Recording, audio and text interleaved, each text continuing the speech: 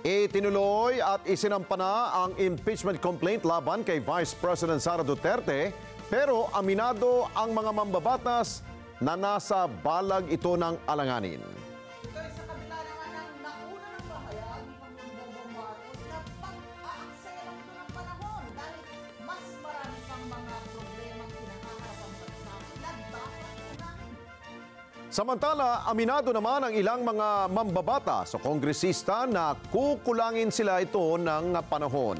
Kunin natin ang live report ni Vic Sumintak. Vic. Alex, opisyal lang tinanggap ng Office of the Secretary General ng Kamara ang impeachment complaint laban kay Vice President Sara Duterte na inihain ng grupong Magdalo Group, Akbayan at iba pang mga advocacy group na kung saan ang naturang impeachment complaint ay inendorso ni Akbayan Party List Representative Percy Sendanya. Ito ay sa kabila ng pahayag ni Pangulong Marcos Jr. na hindi na dapat pag-aksayan pa ng panahon ang impeachment laban sa Vice Presidente.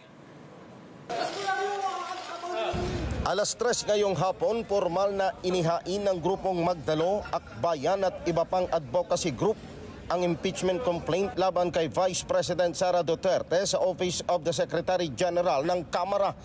Ang impeachment complaint laban kay VP Sara ay inendorso ni Akbayan Party List Representative Percy Sendanya. Inaakusahan si VP Sara ng culpable violation of the Constitution, graft and corruption at betrayal of public trust na pawang impeachable offenses na nakapaloob sa 1987 Constitution.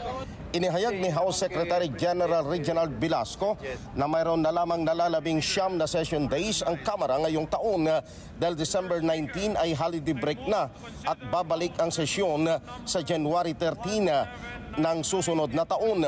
Niliwanag ni Velasco ang impeachment complaint ay kailangan ng 10 session days para ito ay aksyonan ng Office of the Secretary General dahil kailangan pa itong tignan kung kompleto ang mga requirements tulad ng endorsement ng isang congressman kung ang nag-file ay hindi miyembro ng Kamara at pagkatapos ay isusumite sa Office of the Speaker para maiporward sa Committee on Rules at pagkatapos ay dalhin sa plenaryo upang mai-refer sa Committee on Justice para sa determinasyon ng forms and substance at kailangan dito ang 60 session days.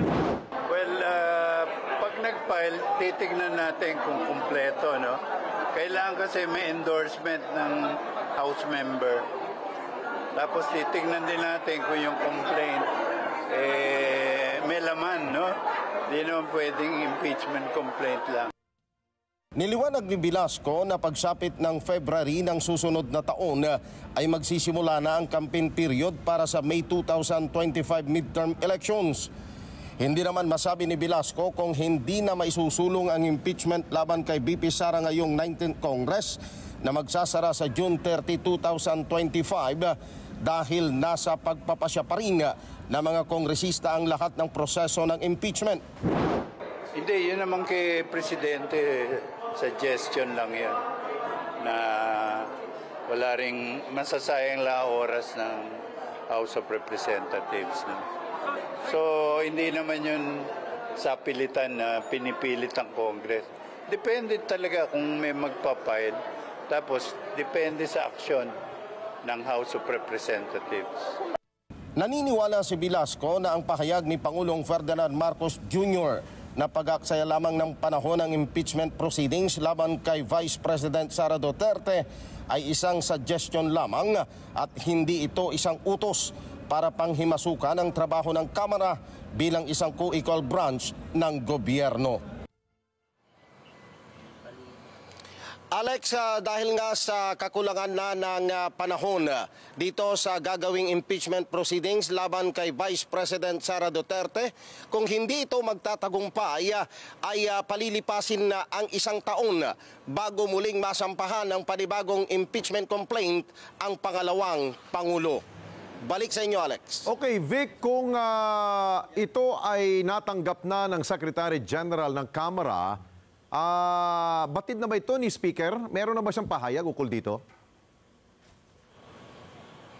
Palagay ko, alam na ni Speaker Alex, kaya lang wala pang official statement na inilalabas ang kanyang tanggapan. Dahil kanina, medyo naantala ng konti yung pag-receive ni Secretary General Velasco dahil siya ay nasa meeting doon sa majority ng congressman dahil ngayong araw na ito, ituloy-tuloy pa rin yung sesyon sa plenary, Alex. Oo, Vic, no, dahil nga may mga nagsasabing mga mambabatas na maaring kukulangin sila ng panahon, pero kung maalala ko tuloy, yung nangyari kay dating House Speaker, Manny Villar, parang dinaan nila sa shortcut. Pakikwento nga yung Vic, dahil ikaw, matagal ka na dyan sa Kamara. Alex, tama. Kasi ang dalawang mode ang pwede nilang gamitin. Kung gagamitin nila itong mode na prosesong mangyayari ngayon, pagkatanggap ng Secretary General ng impeachment complaint, mayroon siyang 10 araw para ito ay aksyonan at i-forward sa tanggapan ni Speaker Martin Romualdez. Na yung tanggapan ni Speaker Romualdez ang siyang magre-refer sa Committee on Rules. Yung Committee on Rules ay siyang magre-refer naman doon sa plenary para maikalendaryo sa susunod na sesyon at mai-refer ito sa Committee on Justice na siyang magsasagawa ng determination ng forms and substance ng impeachment complaint. Yan ay gugugol ng 60 session days. Yes. Yung isa, yung binabanggit mo, Alex, ito yung ginamit ni dating House Speaker Manny Villar nung maharap sa impeachment proceedings si dating Pangulong Joseph Estrada na kumuha siya ng 1/3 votes. Ang ibig sabihin, nangalap sila ng perma ng 1/3 ng kabuuang miyembro ng Kamara noon. Kung matatandaan ko yon, Alex, hindi ako nagkakamali, 11th Congress. Ngayong 19th Congress, ang komposisyon ng mga kongresista na miyembro nito, 307. Kung yun ang kanilang gagawing mode, ay 102 lamang na pirma ng mga majority ng congressman ang kakailanganin para mabuo na shortcut yung article of impeachment na maaari nang i-forward sa Senado. Ang problema, ang sabi ng mga mamabatas, tulad kanina, kausap natin sa presscon, sina Congressman Rods Gutierrez, si Congressman Sia Alonto, maging si Congressman Jefferson Conghon, ang problema sa Senado. Kasi papasok na tayo sa election period ng February. Mangangampanya na yung 12 senador. Ang problema dyan, ang kailangan kasi sa Senado, kapag ka sila'y umaktong judge ng impeachment court, 2/3 ng boto para ma-convict yung impeachable official. That is equivalent to, hindi nakakamali, 16.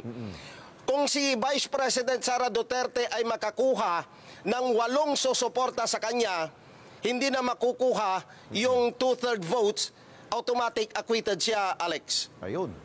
So, posibleng may paraan pa, no? Dahil nga, kaya naman nilang gawin yon at mauulit yung history, yung kasaysayan sa naganap na sa dating Pangulo. So, antabayan na natin kung ano magiging susunod na hakbang ng liderato ng Kamara. Tama, Alex.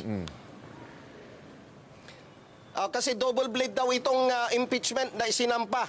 Maaaring ito ay papabor kay Vice President Sara Duterte dahil kung ma-acquit siya, 1 taon ang palilipasin para hindi siya masampahan.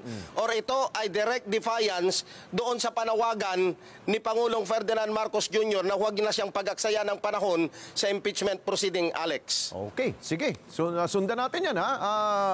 Huwag kang mamimintis sa pagbabantay dyan, Vic, ha? Dahil ang taong bayan rin ay nagbabantay tungkol dyan sa impeachment. Dahil bago na naman itong impeachment na naman.